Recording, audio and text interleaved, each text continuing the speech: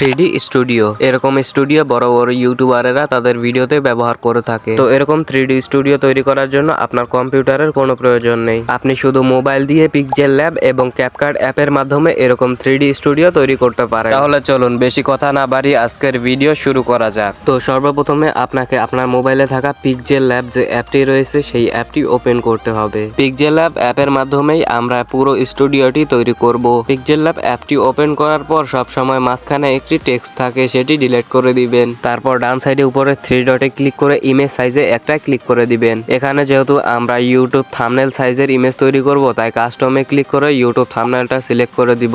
এবার আমাদেরকে এখানে ইমেজ ইম্পোর্ট করতে হবে। ইমেজ ইম্পোর্ট করার জন্য নিচে এই অপশনটিতে একটা ক্লিক করে দিবেন। তারপর ইম্পোর্ট ইমেজে একটা ক্লিক করে দিবেন। এখান থেকে আমি একটা ওয়ান কালার ব্যাকগ্রাউন্ড সিলেক্ট করব, যেটাকে আমি আমার ওয়াল হিসেবে তৈরি করব। আপনাকে এই ব্যাকগ্রাউন্ড এবং পিএনজি নিয়ে কোনো চিন্তা করতে হবে না। আমি এগুলো সবগুলোর লিংক আমার ডেসক্রিপশন বক্সে দিয়ে দিব, আপনারা সেখান থেকে ডাউনলোড করে নেবেন। তো এই ব্যাকগ্রাউন্ড ইমেজটি ইম্পোর্ট করার পর সাইডে কিছু অপশন দেখতে পারবেন, সেগুলো নিচে স্ক্রল করবেন। অপশনগুলো স্ক্রল করার পর আপনি এখানে অনেকগুলো অপশন দেখতে পারবেন। তার মধ্যে পজিশন একটা অপশন দেখতে পারবেন, সেখানে ক্লিক করে আপনার এই ব্যাকগ্রাউন্ডটি ভালোভাবে সেট করে নেবেন। ব্যাকগ্রাউন্ডটি আমি যেভাবে সেট করেছি আপনিও ঠিক সেভাবে সেট করে নেবেন। তারপর উপরে লেয়ার অপশনে ক্লিক করে এখান থেকে এই ব্যাকগ্রাউন্ডটি ডুপ্লিকেট করে নেবেন। প্রথমের যে ব্যাকগ্রাউন্ডটি রয়েছে সেই ব্যাকগ্রাউন্ডটি ভালোভাবে লক করে নেবেন। তারপর ডুপ্লিকেট করা ব্যাকগ্রাউন্ডে ক্লিক করে দিয়ে সাইডে কিছু অপশন দেখতে পারবেন। তার মধ্যে আপনাকে 3D রোটেট একটা অপশন রয়েছে, সেই 3D রোটেটে একটা ক্লিক করে দিবেন। 3D রোটেটের ভিতরে ওয়াই এক্সিস নামের একটি অপশন রয়েছে,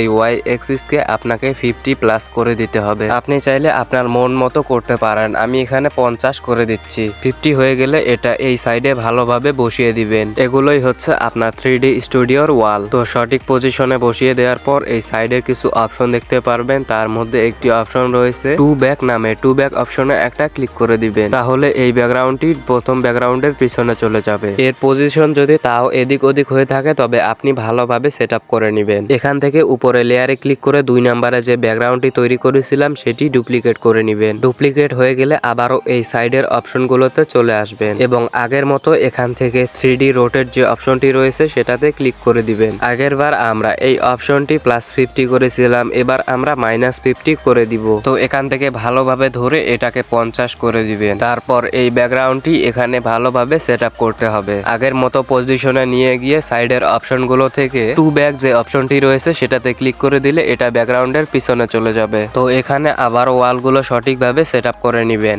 আমি যেভাবে করছি আপনাকেও ঠিক সেইভাবেই করতে হবে। আপনি চাইলে আলাদা কোনো ওয়াল ব্যবহার করতে পারেন। তো এখান থেকে আবারও ইম্পোর্ট ফটো অপশনে একটা ক্লিক করে দিবেন। এবার আমাদেরকে এখান থেকে একটি ফ্লোর অথবা মেজে একটা ব্যাকগ্রাউন্ড সিলেক্ট করতে হবে। তো আমি এই ব্যাকগ্রাউন্ডটিকে আমার ফ্লোর হিসেবে তৈরি করব, তাই আমি এই ব্যাকগ্রাউন্ডটিতে ক্লিক করে দিলাম। আমাদের ফ্লোরের ব্যাকগ্রাউন্ডটি লম্বালম্বি ভাবে রয়েছে, তাই আমাদেরকে এটি রোটেট করতে হবে। রোটেট করার জন্য আবারও সাইডের অপশনগুলোতে চলে আসবেন এবং এখানে রোটেট একটি অপশন দেখতে পারবেন। রোটেট অপশনে ক্লিক করে এই অ্যাঙ্গেলটি 90 অথবা 90 করে নেবেন। এই অপশনটি 90-এ ক্লিক করতে অনেক বেশি সমস্যা হয়, তাই আমি 88-এ ক্লিক করে 2বার প্লাসে ট্যাপ করে দিব। 90 অ্যাঙ্গেলে করলে দেখতে পারবেন ব্যাকগ্রাউন্ডটি সুন্দরভাবে রোটেট হয়ে গেছে। তো এখান থেকে রোটেট হয়ে যাওয়ার পর এই ব্যাকগ্রাউন্ডটি একটু বড় করে নেবেন এর সাইজ মতো। দেখতে পাচ্ছেন আমি ব্যাকগ্রাউন্ডটি একদম সাইজ ভাবে বড় করে নিয়েছি।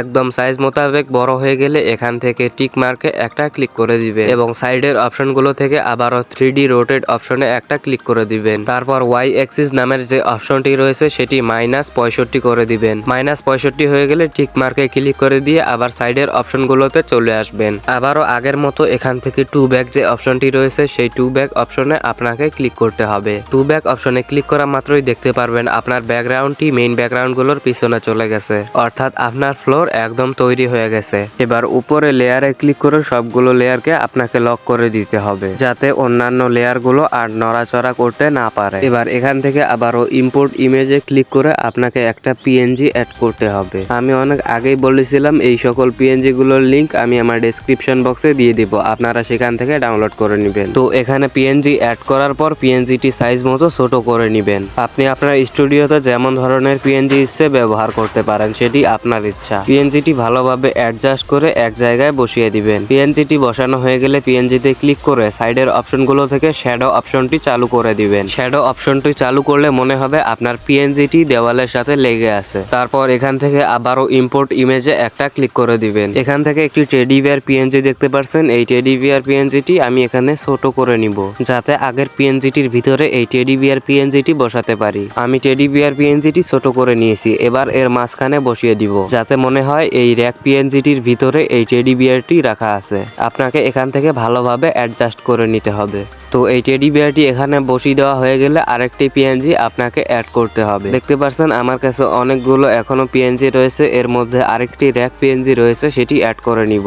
এই র্যাকের মধ্যে 4টি তাক রয়েছে, যা একটু বড় মনে হচ্ছে, তাই আমি একটা ক্রপ করে কেটে দিব। তারপর এখান থেকে আপনার মন অনুযায়ী বড় ছোট করে অ্যাডজাস্ট করে নেবেন, যাতে আপনার স্টুডিওর সাথে সুন্দরভাবে মানিয়ে যায়। দেখতে পাচ্ছেন আমি আমার র্যাক পিএনজিটি অ্যাডজাস্ট করে নিয়েছি। এবার এর উপর কিছু গাছের টব বসিয়ে দিব। আমার কাছে আগে থেকে গাছের টবের পিএনজি গুলো রয়েছে, তাই এই পিএনজি গুলো এখানে অ্যাড করে নিব। গাছের টপ পিএনজিটি অ্যাড হয়ে গেলে এর সাইজ একটু ছোট করে দিবেন। একটু বলতে প্রয়োজন মতোই ছোট করবেন, যাতে এই গাছের টপ গুলো এই তাকের উপর সুন্দরভাবে বসিয়ে দেওয়া যায়। আমাদের এইদিকে আঞ্চলিক ভাষায় র্যাকের এই মেঝেগুলোকে তাকই বলে। আপনাদের ওইদিকে কি বলে অবশ্যই কমেন্ট করে জানাবেন। তো এখানে 3টি তাক দেখতে পাচ্ছেন, তার মধ্যে আমি এই টপটি মাঝের তাকে বসিয়ে দিব, কারণ নিচের তাকে আমাকে আরো কিছু অ্যাড করতে হবে। তো এই গাছের টপ পিএনজিটি ভালোভাবে অ্যাডজাস্ট করে দেওয়ার পর এই গাছের টপ পিএনজিটির আপনাকে শ্যাডো চালু করতে হবে। শ্যাডো চালু করার জন্য গাছের টপ পিএনজিটির উপর ক্লিক করে সাইডের অপশনগুলো থেকে শ্যাডো চালু করে নেবেন। এখানে যে র্যাকটি রয়েছে এটার শ্যাডো আমি চালু করে দিচ্ছি।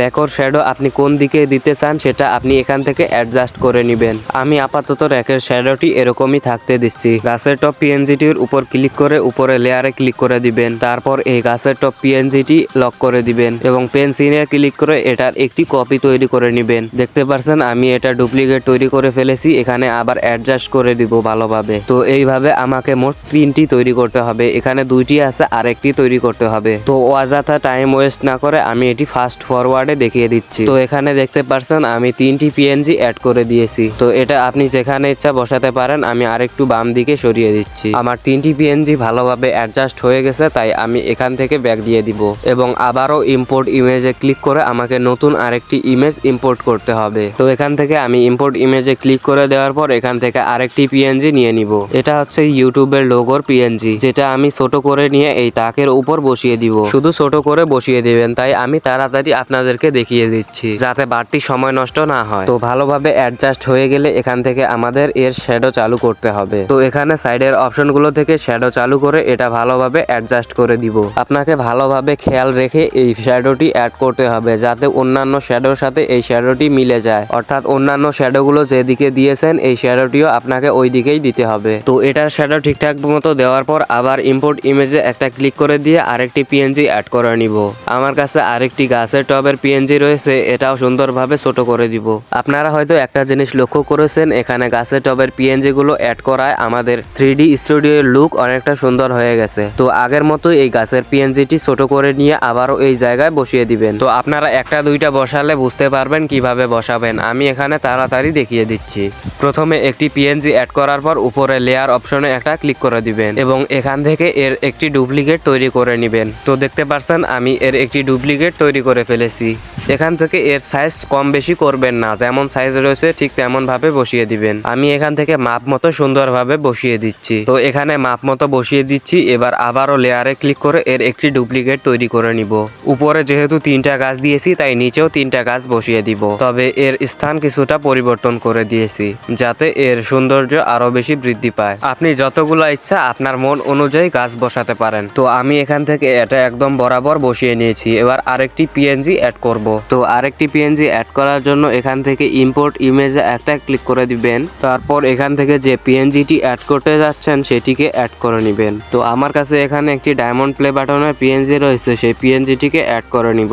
তারপর এটার সাইজ প্রয়োজন মতো ছোট করে নেবেন। আমার যতটুকু প্রয়োজন আমি ঠিক ততটুকু পরিমাণে এই পিএনজিটি ছোট করে নিচ্ছি। তারপর বাম সাইডের এই দেওয়ালে বসিয়ে দিব এবং সাইডের অপশনগুলো থেকে 3D রোটেট অপশনটিতে ক্লিক করে ওয়াই এক্সিস অপশনটি আপনাকে আপনাকে বাড়িয়ে কমিয়ে এটাকে সেট করে নিতে হবে, যাতে এটাকে দেখে মনে হয় যে এটা দেওয়ালের সাথে লেগে আছে। তারপর এটাতে ক্লিক করে এটার শ্যাডো অপশনটি চালু করে দিতে হবে, যাতে এটা অনেক বেশি প্রফেশনাল হয়ে যাবে। তো আমাদের 3D স্টুডিও তৈরি করার প্রথম ধাপ এখানেই কমপ্লিট। এবার উপরে 3 ডট দেখতে পাচ্ছেন, সেখানে ক্লিক করে এক্সপোর্ট ইমেজ একটা অপশন দেখতে পাচ্ছেন, সেখানে ক্লিক করে দিবেন। তারপর কাস্টম যে একটা লেখা আছে সেই কাস্টম লেখার উপর ক্লিক করে এটাকে আলট্রা করে দিবেন। তারপর সেভ টু গ্যালারিতে ক্লিক করে দিলেই আপনার ইমেজটি সেভ হয়ে যাবে। ইমেজটি সেভ হয়ে গেলে এখানে আপনাকে একটা ট্রান্সপারেন্ট ব্যাকগ্রাউন্ড নিয়ে নিতে হবে। এবার এখান থেকে ইমেজ অপশনে ক্লিক করে এই চেয়ারটি অ্যাড করে নিব। চেয়ারটি যতটুকু বড় প্রয়োজন ঠিক ততটুকু অনুযায়ী এখানে ভালোভাবে বসিয়ে দিবেন। আমার কাছে এই চেয়ারটিকে এখনো কিছুটা বড় মনে হচ্ছে, তাই আমি আরো কিছুটা ছোট করে দিতে চাই। দেখতে পাচ্ছেন চেয়ারটি মাপ মতো বসে গেছে। এখন আবার ইমেজ অপশনে ক্লিক করে টেবিল যে ইমেজটি রয়েছে সেই টেবিল ইমেজটি এখান থেকে অ্যাড করে নিব। টেবিল পিএনজিটি অ্যাড করার পর এটাকে একটু বড় করে সাইজ মতো করে দিব।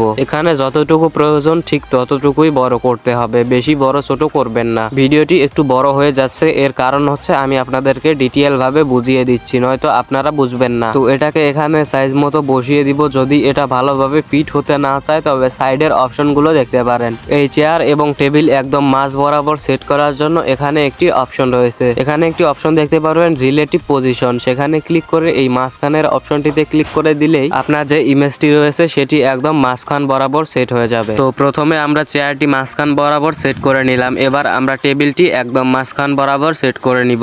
তো দেখতে পাচ্ছেন এখান থেকে আমি একদম মাঝখান বরাবর সেট করে নিয়েছি। এবার এই দুইটাকে লক করে দিব। তারপর ইমেজ অপশনে ক্লিক করে এখান থেকে আমার যে মেইন ক্যারেক্টারটি রয়েছে সেটা অ্যাড করে নিব। তো এই ক্যারেক্টারটিকে আমি আমার মেইন ক্যারেক্টার হিসেবে সিলেক্ট করেছি। এই ক্যারেক্টারটি কিছুটা বাঁকা ছিল, তাই আমি 3D রোটেটে ক্লিক করে সোজা করে নিয়েছি। এবার আমাদেরকে এই ক্যারেক্টারটি ছোট করতে হবে এবং যে চেয়ারটি রয়েছে সেই চেয়ারটির উপর সুন্দরভাবে বসিয়ে দিতে হবে। দেখতে পাচ্ছেন আমাদের ক্যারেক্টারটি এরকমই থাকবে, সুন্দরভাবে চেয়ারের উপর বসে গেছে। যদি আপনার কাছে বড় মনে হয় তাহলে আরেকটু ছোট করে নেবেন। তো এবার লেয়ারে ক্লিক করে তারপর নিচে একটি অপশন দেখতে পাচ্ছেন, সেখানে ক্লিক করে দিবেন। তারপর এখান থেকে আপনার ক্যারেক্টারটিতে টিকমার্ক দিবেন এবং চেয়ারটিতে টিকমার্ক দিয়ে দিবেন, তাহলে এই দুটি একদম একসাথে লেগে যাবে। তো এখান থেকে আমার কাছে কিছুটা বাঁকা মনে হচ্ছিল, তাই আমি এখান থেকে সোজা করে নিলাম। এবার নিচের এই অপশনটিতে একটা ক্লিক করে ওকেতে ক্লিক করে দিলে আমাদের চেয়ার এবং ক্যারেক্টারটি একসাথে লেগে যাবে। এখানে দেখতে পাচ্ছেন টেবিলটি সামনে চলে এসেছে, তাই এখান থেকে টু ব্যাক যে অপশনটি রয়েছে সেখানে আমরা একটা ক্লিক করে দিব। দেখতে পাচ্ছেন আমাদের ক্যারেক্টারটি টেবিলের পিছনে চলে গেছে, এখন দেখতে অনেক সুন্দর লাগছে। এবার এখান থেকে আমাদেরকে আরো দুইটি পিএনজি অ্যাড করতে হবে। প্রথম যে পিএনজিটি অ্যাড করব সেটা হচ্ছে এই মাইক্রোফোন পিএনজিটি অ্যাড হয়ে গেলে এটাকে ছোট করে দিব। দেখতে পাচ্ছেন আমি মাইক্রোফোন পিএনজিটি ছোট করে একদম মেইন জায়গায় বসিয়ে দিয়েছি। এবার এখানে গাছের একটি টপ পিএনজি অ্যাড করে নিব। দেখতে পাচ্ছেন আমি গাছের টপ পিএনজিটি অ্যাড করে নিয়েছি। এটাকে সাইজ মতো ছোট করে এখানে সুন্দরভাবে বসিয়ে দিব। আপনি চাইলে এটা শ্যাডো অপশনটি চালু করে দিতে পারেন। আমি আপাতত শুধু একটা গাছই রাখছি। গাছটি যে পজিশনে রাখলে ভালো দেখা যাবে সেই পজিশনে রেখে দিবেন। তারপর এখান থেকে ইমেজটি আলট্রা করে দিয়ে সেভ করে নিবেন। এবার আমরা এই ফটোগুলোকে অ্যানিমেট করব, এর জন্য ক্যাপকাট অ্যাপটি ওপেন করে নিব। তারপর নিউ প্রজেক্টে ক্লিক করে ফটোতে একটা ক্লিক করে দিব। ফটোতে ক্লিক করে দিলে আপনার মোবাইলের সমস্ত ফটোগুলো দেখতে পারবেন। তার মধ্যে আমরা যে একটি ফটো তৈরি করেছিলাম সর্বপ্রথমে, সেই ফটোটি এখান থেকে খুঁজে বের করবেন এবং এখানে অ্যাড করে নিবেন। এখানে দেখতে পাচ্ছেন আমি ছবিটি অ্যাড করে নিয়েছি। ভিডিওর একদম ইন্ডে যে ক্যাপকাটের ওয়াটারমার্ক ওলা লোগোটা আছে সেটা ডিলিট করে দিবেন এবং আমি ভিডিওটার টাইমলাইন 10 সেকেন্ড করে দিলাম। তারপর ভিডিও টাইমলাইনের একদম শুরুতে আসবেন এবং ওভারলেতে একটা ক্লিক করে অ্যাড ওভারলেতে একটা ক্লিক করে দিবেন। তারপর দ্বিতীয় নাম্বারে যে ইমেজটি এক্সপোর্ট করেছিলাম সেটা এখানে অ্যাড করে নিবেন। দেখতে পাচ্ছেন আমি অ্যাড করে নিয়েছি। তারপর এখানে যতটুকু প্রয়োজন ঠিক ততটুকু আপনার হাত দিয়ে টেনে জুম করে নিবেন। এখানে আপনার ইচ্ছা মতো আপনি সেট করতে পারেন। আপনি চাইলে বড় করতে পারেন, আবার ছোট করতে পারেন। তো আমি এখানে আপাতত এতটুকুই রাখছি। তারপর নিচের যে ওভারলে ফটোটা আছে সেটাকে টাইমলাইনের একদম শেষ পর্যন্ত নিয়ে যাব। এজন্য সেই ফটোর উপর একটা ক্লিক করে দিবেন। ক্লিক করার পর এটাকে টেনে একদম ভিডিও শেষ পর্যন্ত নিয়ে যাবেন। তারপর ওভারলেতে ক্লিক করে একটা গ্রিন স্ক্রিন মাউথ অ্যাড করে নেবেন। তারপর যতটুকু প্রয়োজন ঠিক ততটুকু রেখে স্প্লিট করে বাকিটা ডিলিট করে দিবেন এবং গ্রিন স্ক্রিন মাউথের উপর ক্লিক করে কাটআউটে ক্লিক করে ক্রোমাকিতে একটা ক্লিক করে দিবেন এবং এখানে ইন্টেন্সিটি এবং শ্যাডো বাড়িয়ে দিবেন। এই গ্রিন স্ক্রিন মাউথের লিংক আমি আমার ডেসক্রিপশন বক্সে দিয়ে দিব, আপনারা সেখান থেকে থেকে ডাউনলোড করে নেবেন, অথবা ইউটিউবে সার্চ দিলেও সেখানেও পেয়ে যাবেন এই গ্রিন স্ক্রিন মাউথ। তো এবার এই মাউথটি যতটুকু প্রয়োজন ঠিক ততটুকু অনুযায়ী ছোট করে নেবেন। এখানে আমি মাপ মতো বসিয়ে নিচ্ছি। আপনারা যদি হাত দিয়ে ছোট বড় করতে না পারেন তবে এখানে একটি বেসিক নামের অপশন আছে, সেটাতে ক্লিক করে এক্স এক্সিস এবং ওয়াই এক্সিস এর মাধ্যমে আপনারা বড় ছোট করতে পারেন। তো এবার ফাইনাল রেজাল্ট আপনাদের সামনে দেখতে পাচ্ছেন আমাদের স্টুডিওটি কেমন ভাবে তৈরি হয়েছে। তো গাইজ আজকের ভিডিওটি এ পর্যন্তই। এটি ছিল আমার এই ইউটিউব চ্যানেলের সর্বপ্রথম ভিডিও, তাই আশা করছি আপনাদের কাছে সাপোর্ট পাবো। এই রমজান মাসে অনেক পরিশ্রম করে এই ভিডিওটি তৈরি করেছি, তাই অবশ্যই ভিডিওতে একটা লাইক করে দিবেন এবং আপনি যদি 3D এডিটিং শিখতে চান তবে অবশ্যই আমাদের চ্যানেলটি সাবস্ক্রাইব করে রাখবেন, কারণ এখন থেকে এই চ্যানেলে আমি 3D এডিটিং ভিডিও আপলোড করব। তো দেখা হচ্ছে অন্য কোনো ভিডিওতে, ততক্ষণের জন্য আল্লাহ হাফেজ।